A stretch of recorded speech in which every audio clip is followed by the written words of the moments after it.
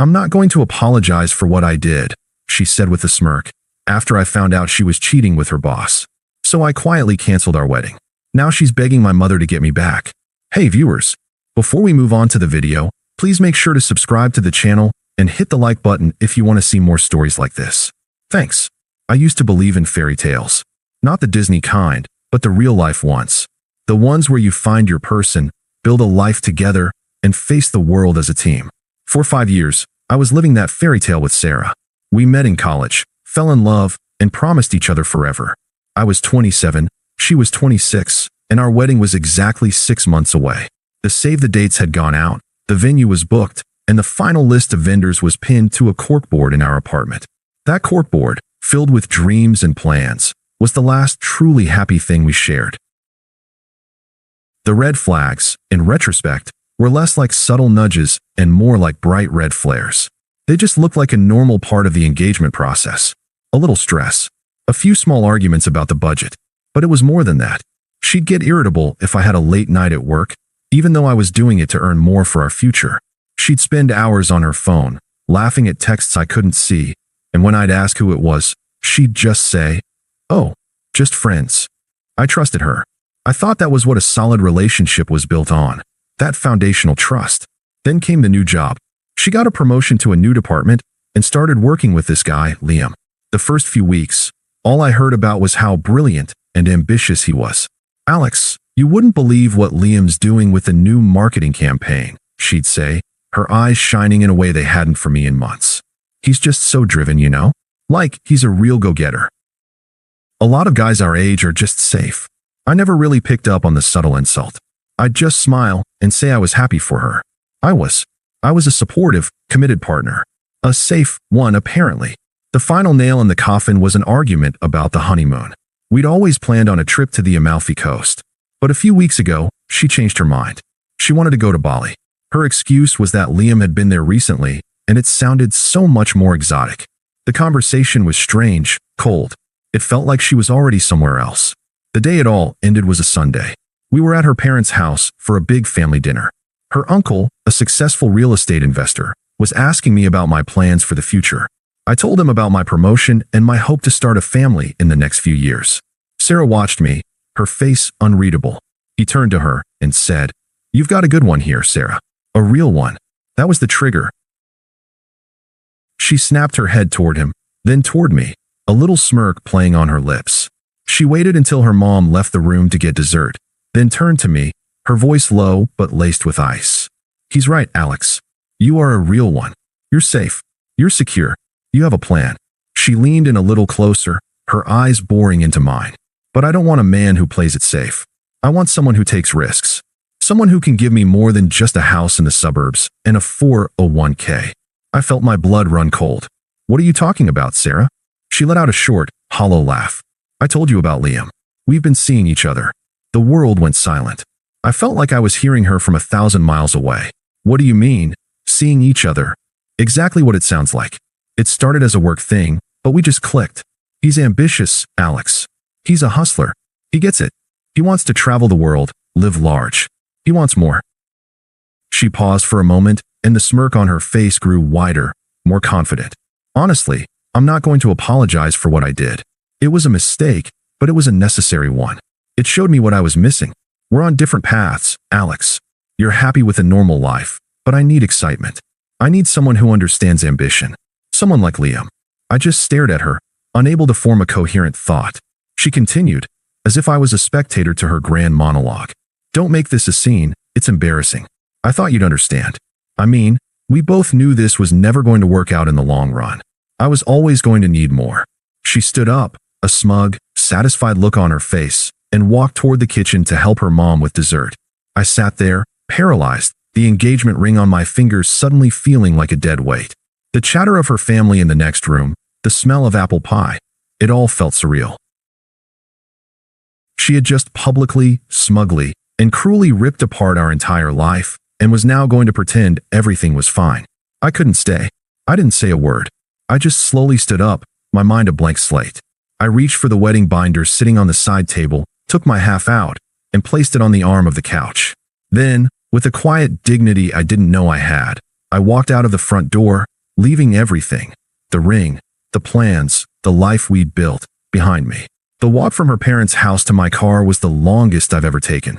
I got in the driver's seat and just sat there for a minute, the car silent, the world outside a blur. I didn't cry. I didn't scream. I just felt a quiet, cold detachment settling over me. The love I'd felt for Sarah, the life we'd planned, all of it just evaporated like morning mist under a harsh sun. It was gone, replaced by a profound emptiness. The next few days were a blur of practicalities. There was no grand, dramatic gesture. I just went about the grim business of dismantling a future. First, I went home and started gathering her things. I boxed up everything that was hers and set them by the front door. The apartment, once filled with our shared life, felt like a hollow museum of a person who no longer existed. Then, I started making the calls. I called the venue, the caterer, the DJ. Then my parents. My mom, a kind and sensitive woman, immediately heard the shift in my voice. "Alex, what's wrong? Are you okay?" she asked, her concern palpable. I told her what happened, leaving out the smug, cruel details. Sarah and I are no longer getting married. She decided to end things. The last call was the hardest. I called her mother. I knew it was something Sarah should have done, but I knew she wouldn't. The phone rang 3 times before she answered, her voice cheerful. "Alex, did Sarah finally confirm the caterer? She's been so busy with her new promotion." "No, Mrs. Miller," I said, the words feeling foreign in my mouth. "I'm calling to tell you that the wedding is off. Sarah and I are no longer together." The line went silent. I just said my goodbyes and hung up. I couldn't stand there and explain her daughter's selfishness to her. It wasn't my job. My job was to sever all ties, to cut the cord, and to remove myself from her life as cleanly as possible. I sent her a text after my last call. It was the only message I sent. It said, "Your things are at the door. I've handled the cancellations. Goodbye, Sarah." Then, I did what I should have done days ago. I turned my phone to silent and set it on my desk. For the first time in my life, I wasn't waiting for a text or a call. I was simply embracing the silence. I wasn't fighting, I wasn't begging, and I wasn't angry. All I felt was a vast, peaceful emptiness. The man who was going to marry her had died on that Sunday evening, and in his place was a different man. A man who was finally, truly, moving on. For a while, the silence was my only companion.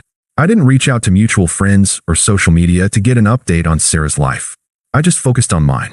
I started going to the gym more, picked up my old hobby of woodworking, and even enrolled in an online course to get a new professional certification. I was so busy building a new life for myself, one plank of wood and one line of code at a time, that I barely thought about her. But the world has a way of serving up news you didn't ask for. It started with snippets from mutual friends. "Hey man, I heard about you and Sarah. I'm really sorry. My friend Mark texted me one night." I just responded, "It's all good, man. How are you?" He didn't respond for a bit. Then a few minutes later, the text came. "Yeah, I'm okay. But listen, Sarah and Liam, things are kind of messy." That was it. The door was open, just a crack. I didn't push for more, but the seed of curiosity was planted. Then, I saw her at a mutual friend's birthday party a few weeks later. The same smug confidence she had when she left me was still there, but it felt different. It was a little too loud, a little too forced. She was draped over Liam, laughing exaggeratedly at his jokes. Liam, for his part, looked exactly like the brilliant, ambitious guy she described, on the surface. He was dressed in a sleek suit that looked expensive, but a nervous, shifty energy emanated from him. He spent most of the night on his phone, occasionally shouting a greeting to someone from across the room. He didn't seem to be talking to anyone. He seemed to be performing for everyone. I moved to another part of the room, but the oral updates kept coming. I overheard a hushed conversation between 2 of Sarah's friends. "He's been really weird lately. Says he's got all these investors, but Sarah's been complaining about money." The whispers died down when Sarah walked past, but the damage was done. The cracks were showing. Then came the final, spectacular crash. It was my birthday, a few months after everything happened. I had just finished dinner with my family and was scrolling through my phone when I saw the news. It was a local article, and the headline was a gut punch. Social media influencer Liam Davis is indicted for securities fraud. The article detailed how Liam had been running a long-term scheme, raising money from investors for a non-existent company. His lifestyle, the expensive suits, the trips, the lavish dates, was funded entirely by his victims. He was an empty suit, a house of cards. And Sarah? Well, the article mentioned she was his accomplice, though her charges were less severe. I closed my phone, sat back, and felt a quiet, profound sense of justice settle in my bones. It was satisfying, but it was also final. The fairy tale she had left me for had just turned into a nightmare. The night the news broke about Liam, my phone started to buzz with notifications. It was an influx of messages from mutual friends. I answered a few, but mostly, I just let them sit. The drama felt like a movie I had already left. The final, spectacular crash was less a moment of triumph and more a confirmation of what I had instinctively known all along. A few days later, the real test began. I got a text from a number I didn't recognize.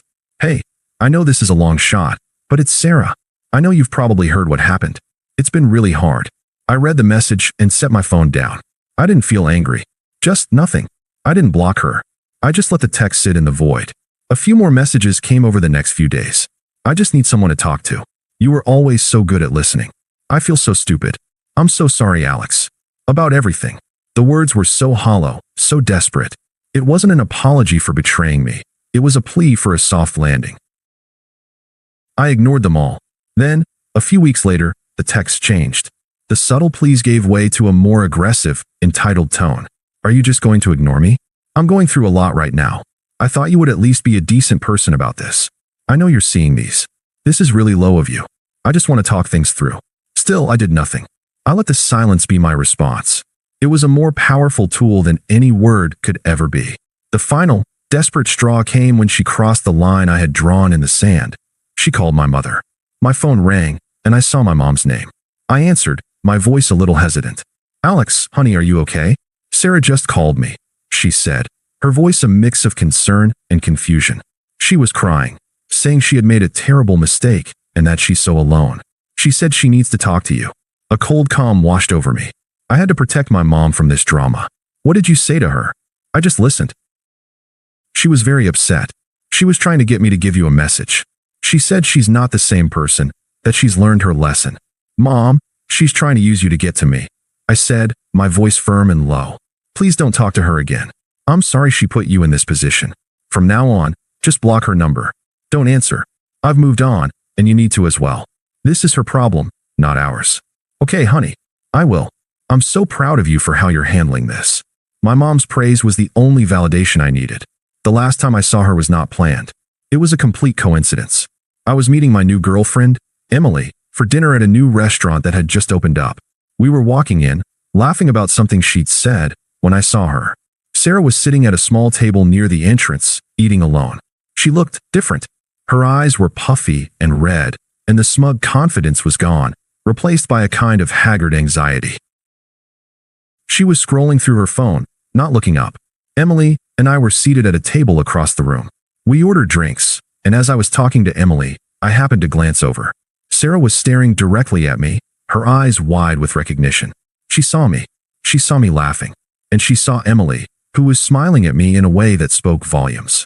The power dynamic flipped in an instant. Her face went pale as she realized that the man she left for more was now happy with someone who was, in every conceivable way, an upgrade. A few minutes later, she stood up and started walking toward our table. Emily saw her coming and looked at me, her expression questioning. I simply placed my hand on hers and gave her a slight shake of my head. I was calm. Sarah stopped at our table, her eyes darting between me and Emily. "Alex, can I talk to you for a minute? Alone?" I didn't invite her to sit. I just looked at her, my face a polite, neutral mask. "Sarah, this is Emily." "Emily, this is Sarah." "No, you can't." Her composure cracked. "Look, I need to talk to you. Please, just for a minute." Her voice was a desperate whisper. "Things are really bad right now. Liam left me. My family won't talk to me. I'm so alone. I miss you. I miss us." I took a slow breath and looked her directly in the eye. My voice was calm and firm. "The person you knew, the one who planned a wedding and tried to build a life with you, is gone," I said, my voice steady. "He was gone the moment you told him you weren't sorry. The person standing in front of you now has a new life, a new plan, and a new future." I gestured to Emily, and I've never been happier. She opened her mouth to speak, her face crumpling with a mix of shock and desperation, but I didn't let her. "I genuinely hope you find whatever it is you're looking for, Sarah. But it's not here. And it's not with me. I turned my attention back to Emily. Sarah just stood there for a moment, silent, before she turned and walked away. I didn't watch her go. I just continued my conversation with Emily, a peaceful feeling of finality washing over me. The ghost of our past was gone for good, and I was finally, truly, free. Thanks for watching. Make sure to subscribe to the channel and hit the like button. What do you think about this story? Share it in the comments.